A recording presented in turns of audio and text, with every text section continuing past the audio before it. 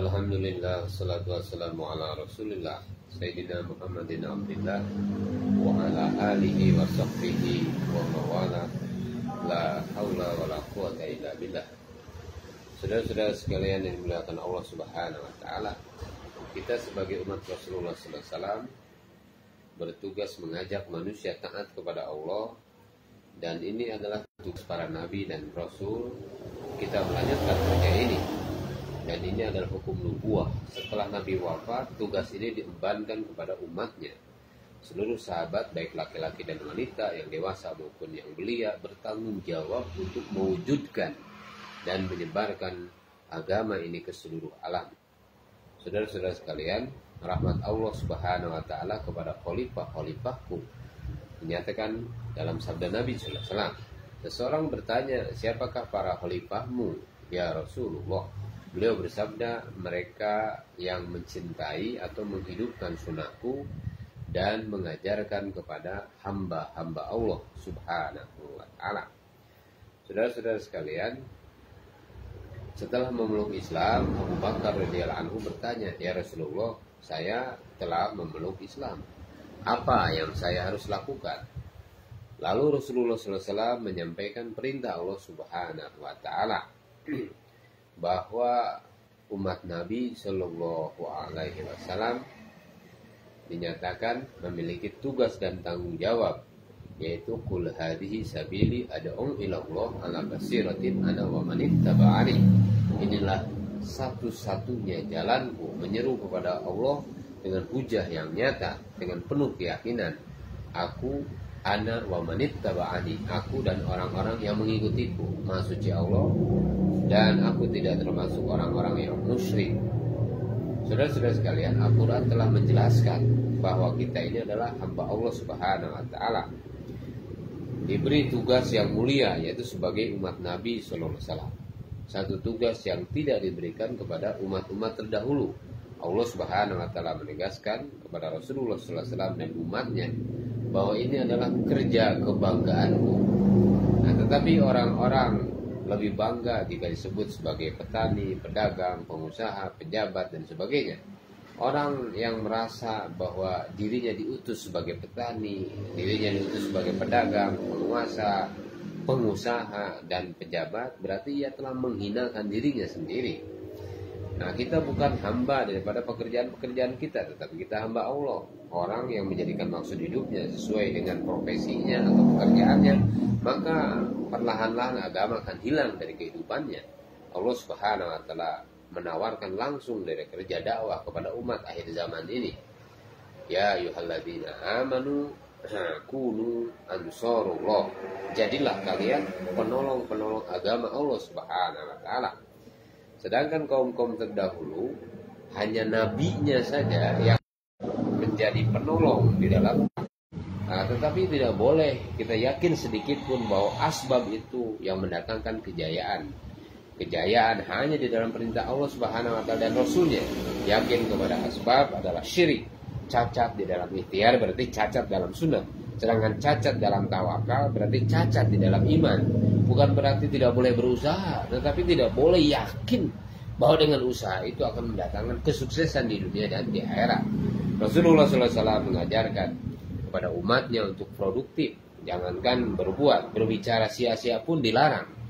Tak ada satupun perbuatan yang dilakukan tanpa kompensasi pahala.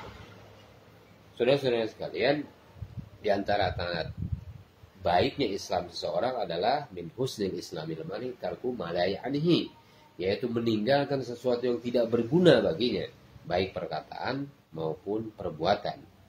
Maka saudara-saudara sekalian, bagaimana kita menyempurnakan perintah-perintah Allah subhanahu wa ta'ala dalam asbab-asbab kita, dalam asbab perdagangan, dalam kerja-kerja kita, kerja pertanian, kantor kita dan sebagainya, perusahaan dan sebagainya. Bukan meninggalkan ikhtiar, tetapi perdagangan yang tidak menyibukkan diri hanya untuk mencari keuntungan dunia saja, sehingga kehilangan modal di akhirat.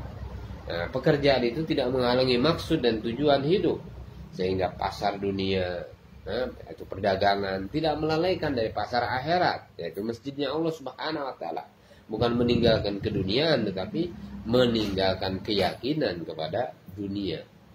Saudara-saudara sekalian yang dimuliakan Allah Subhanahu wa taala, kiamat ini semakin dekat. Namun manusia semakin bertambah dekat dengan dunia dan semakin bertambah jauh dengan Allah Subhanahu wa taala.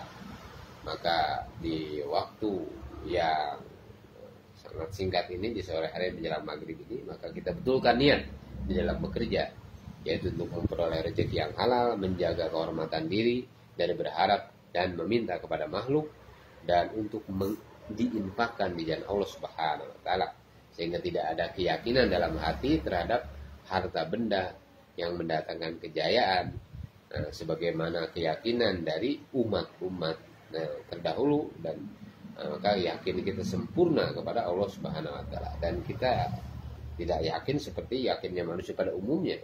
Orang yang keyakinannya rusak, maka ia dengan mudah dia akan tertipu, atau dia akan mudah untuk menipu atau mencuri, korupsi dan sebagainya demi mendapatkan harta. Nah, keyakinan ini telah melanda dunia saat ini, saudara-saudara sekalian. Maka kita adakan perubahan dalam diri kita. Sesungguhnya Allah Subhanahu wa taala tidak mengubah keadaan suatu kaum sehingga mereka mengubah keadaan diri mereka sendiri. Orang yang memahami perintah-perintah Allah sesuai dengan seleranya dan sesuai dengan profesinya, seperti orang yang melihat pohon jati, tukang mebel berpikir berapa banyak ini meja dan kursi yang bisa dihasilkan dari pohon itu. Tukang kayu berpikir berapa kubik kayu bakar yang dapat dihasilkan dari pohon itu. Namun bagi orang yang beriman, maka ia akan melihat kekuasaan Allah Subhanahu wa taala yang menumbuhkan ini dari dalam tanah. Afara'aytum ma tahrusun antum tazra'unahu am nahnu zari'un. Dia dari benih keluar batang, dari batang tumbuh cabang, dan ranting, dari ranting keluar daun sehingga berbuah. Saudara-saudara sekalian, orang yang menafsirkan ayat di atas ini sesuai dengan profesinya, maka jika tidak bekerja nasibnya tidak akan berubah. Padahal Allah Subhanahu wa taala telah menjelaskan di dalam ayat yang lain, dzalika bi anna Allah, sesungguhnya Allah Subhanahu wa taala sekali-kali tidak akan mengubah suatu nikmat yang telah dianugerahkannya kepada suatu kaum sehingga kaum itu mengubah apa yang ada pada diri mereka sendiri.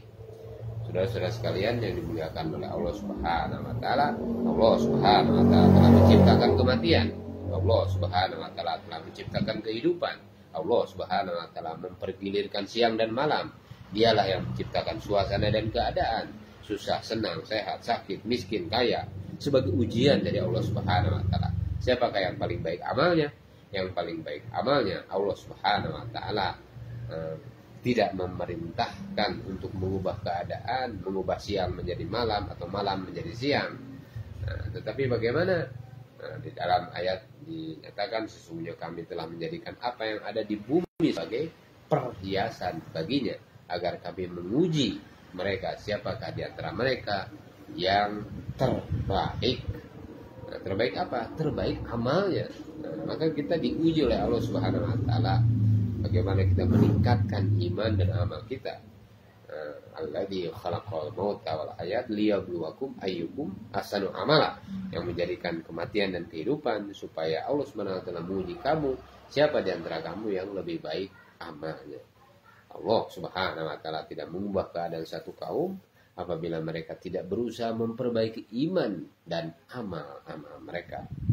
Mudah-mudahan tadzkirah ini bermanfaat di sore ini. Subhanallah bihamdihi, subhanakallahumma wa bihamdika, asyhadu an la ilaha illa anta, astaghfiruka wa atubu ilaik.